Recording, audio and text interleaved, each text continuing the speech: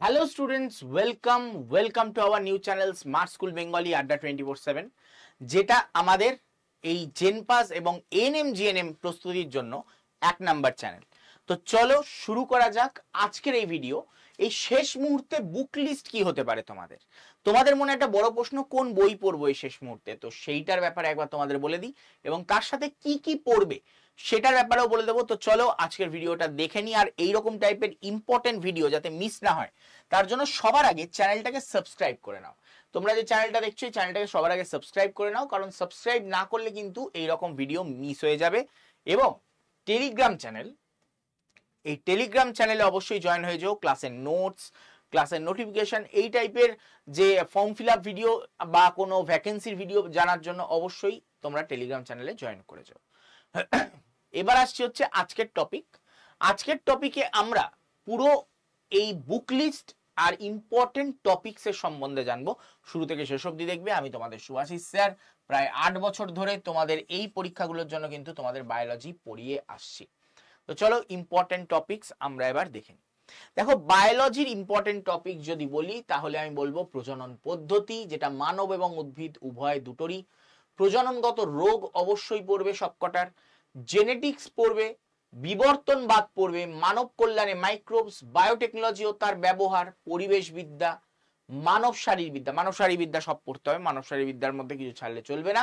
উদ্ভিদ অঙ্গ সংস্থান পড়বে এবং কোষবিদ্যা পড়বে। বাস এই কটা জিনিস পড়লেই তোমার কিন্তু পুরো সিলেবাস কভার হয়ে যাবে এবং পরীক্ষায় তোমার যে কাট অফ মার্কস, যেটা অ্যাপ্রক্সিমেটলি খুব বেশি গেলে 60% যাবে। খুব বেশি মানে এই বছর মারাত্মক বেশি কাট অফ গেছে, তাহলে 60% যাবে। তো 60% তুমি ইজিলি তুলতে পারবে যদি এই কটা তুমি দেখে নাও। ওকে, ঠিক তেমনি ফিজিক্স এর ক্ষেত্রে আমরা দেখব mechanics, thermodynamics, electrostatics, current electricity, magnetism, electromagnetic induction, optics এবং মডার্ন ফিজিক্স। এইগুলো কিন্তু তোমাদের অবশ্যই পড়তে হবে। এ টু জেড এই চ্যাপ্টারগুলোকে ছাড়লে চলবে না, তাহলেই তোমার 60% চোখ বন্ধ করে উঠে যাওয়ার সম্ভাবনা রয়েছে। এবার আসছি কেমিস্ট্রির ক্ষেত্রে। কেমিস্ট্রির ক্ষেত্রে তোমরা যদি দেখো চ্যাপ্টার সংখ্যা দেখে বেশি মনে হচ্ছে, একদমই নয়, খুবই সামান্য।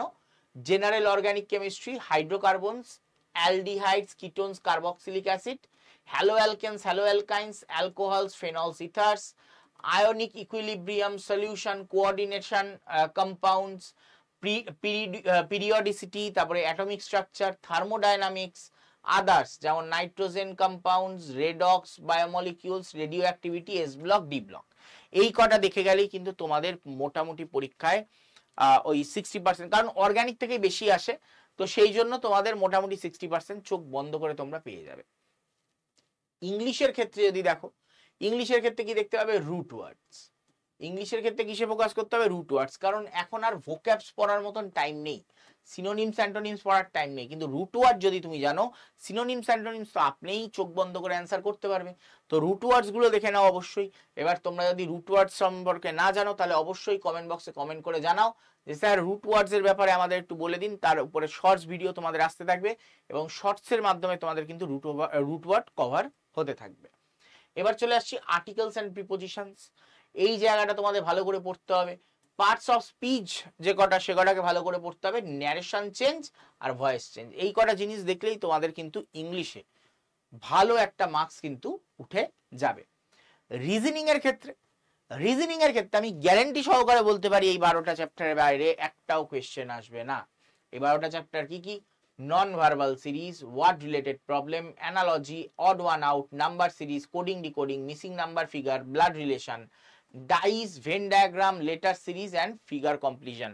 এগুলো করলেই তোমার কিন্তু পুরো কমপ্লিট হয়ে যাবে। এবার আসছি ইম্পর্টেন্ট বুকস। ইম্পর্টেন্ট বুকস কি কি আছে দেখো। বায়োলজি, প্রথমে আসছি বায়োলজি ইম্পর্টেন্ট বুকস। বায়োলজিতে তোমাদের যেটা পাঠ্য বই রয়েছে সেইটাকে ভালো করে দেখতে হবে। সেটা হতে পারে সাতটার বই আছে, সেটা হতে পারে ছায়া প্রকাশনী বই আছে, ভালো করে সেটা পড়তে হবে। পদার্থবিদ্যার ক্ষেত্রেও বেশিরভাগ সবাই ফলো করে ছায়া, তো তোমার কাছে যে বইটা আছে সেটা ভালো করে পড়তে হবে। বারবার একটাই কথা বলবো, এইচএস এর বইটাকে ভালো করে তোমাদের ফোকাস করতে হবে। 11 তুমি যদি ছেড়েও দাও তাতেও খুব একটা কিছু যায় আসে না, কিন্তু এইচএস এর পার্টটাকে ভালো করে পড়তে হবে। কেমিস্ট্রির ক্ষেত্রেও সেম জিনিস। কেমিস্ট্রির ক্ষেত্রে তোমরা দেখতে পাচ্ছ মাইতি তিওয়ারি রায়, এই মাইতি তেওয়ার ইরায়ের এইচএস এর মানে 12 এর বইটাকে ভালো করে পড়ো, তাহলেই তোমার কিন্তু কমপ্লিট হয়ে যাবে। ইংলিশের ক্ষেত্রে এখন কোনো বই পড়ার দরকার নেই, যেভাবে স্যার ক্লাসে ক্লাস করাচ্ছেন সেভাবে করতে থাকো। ইংলিশের কোনো বই এই শেষ মুহূর্তে তোমাদের কিনতে লাগবে না। রিজনিং এর বই থাকলে ভালো, না থাকলে কিনতে হবে না। রিজনিং স্যার যা যা ক্লাসে করিয়েছে সেই স্যারের ক্লাস ফলো করো, তাহলেই হবে। যদি থাকে তাহলে এখান থেকে প্র্যাকটিস করতে পারো, মাত্র ওই 12টা চ্যাপ্টার, আর বাদ বাকি কিছু করার দরকার নেই। এবার চলে আসছি স্ট্র্যাটেজি। শেষ মুহূর্তে স্ট্র্যাটেজি একটাই তোমাদের বলবো, সবার আগে এই দুটো বইয়ের মধ্যে, বিশেষ করে এই বইটা দেখো, আমি এএনএম জিএনএম এর ক্ষেত্রে বলি সবার আগে সাতটার বই কেন, কিন্তু জেনপাজের ক্ষেত্রে আমি সবার আগে বলবো যে তপতি পাবলিকেশনের বই কেন। তপতি পাবলিকেশনের বই জেনপাজের ক্ষেত্রে বেটার। তো তপতি পাবলিকেশনের যে বইটা রয়েছে, এই বইটা তোমরা অবশ্যই অবশ্যই পারচেস করো। 14,000 এমসিকিউ রয়েছে, তাও আবার চ্যাপ্টার ওয়াইজ, ঠিক আছে? তো অধ্যায় ভিত্তিক 14,000 এমসিকিউ রয়েছে। এই বইটার উপরে কোনো বই নেই।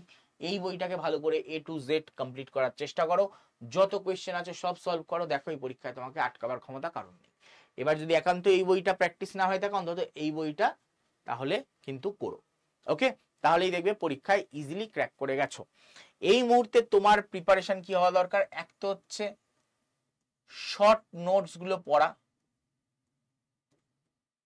স্যার শর্ট নোটস তো বানাইনি, তাহলে আর কিছু করার নেই। যদি শর্ট নোট বানিয়ে না থাকো, তাহলে আর কিছু করার নেই। তাহলে কি করবে? তাহলে একটা কাজ করো, তোমাদের যে বই আছে টেক্সট বুক, সেই টেক্সট বুকের এক্সারসাইজের যত এমসিকিউ আছে সব A to Z করে ফেলো, কমপ্লিট। তারপরে ধরো হচ্ছে তপতি বা সাঁতরার বই, যেটা প্র্যাকটিস বুক আমরা বলছি, সেই সাঁতরার বই পুরো প্র্যাকটিস করো, যত কোয়েশ্চেন আছে সব সলভ করো। তারপরে দাও মক টেস্ট। এখন এটা ছাড়া আর কোনো গতি নেই, এই কটা জিনিস ফলো করো, তাহলেই দেখবে তোমার ইজিলি এখনো সম্ভাবনা আছে 60% স্কোর করার। 60% স্কোর এখনো তুমি করতে পারো যদি এই পদ্ধতিগুলো ফলো করো। তো বেশি চিন্তা না করে এইভাবে এগোতে থাকো, এবং এই চ্যানেলটাকে সাবস্ক্রাইব করে নাও। চ্যানেলটাকে সাবস্ক্রাইব করতে ভুলো না। টেলিগ্রাম চ্যানেল, আমাদের যে টেলিগ্রাম চ্যানেল আছে, সেই টেলিগ্রাম চ্যানেলে অবশ্যই জয়েন হয়ে যাও। লিঙ্ক কোথায় পাবে? লিঙ্ক এই ভিডিওর কমেন্ট বক্সে পিন করা থাকবে, সেইখানে তোমরা এই টেলিগ্রাম চ্যানেলের লিঙ্ক পেয়ে যাবে। সেখানে কিন্তু ক্লিক করে তোমরা জয়েন হয়ে যেতে পারো। আর একান্তই যদি টেলিগ্রামে জয়েন হতে পারছো না, তাহলে আমাদের হোয়াটসঅ্যাপ গ্রুপেও জয়েন হতে পারো। এই নাম্বারটায়, এখানে যে নাম্বারটা দেখতে পাচ্ছ 9836365225, এই নাম্বারে জাস্ট একটা হোয়াটসঅ্যাপে হাই পাঠিয়ে দাও, তাহলেই দেখবে লিঙ্ক পেয়ে যাবে তোমরা। এএনএম জিএনএম হতে পারে, জেনপাজের হতে পারে, বা এমস বিএসসি নার্সিং, যেই লিঙ্কটা পাচ্ছ সেই লিঙ্কে ক্লিক করে জয়েন হয়ে যাও। তাহলেই কিন্তু তোমরা সব নোটিফিকেশন, সব ক্লাসের ডিটেলস কিন্তু পেতে থাকবে।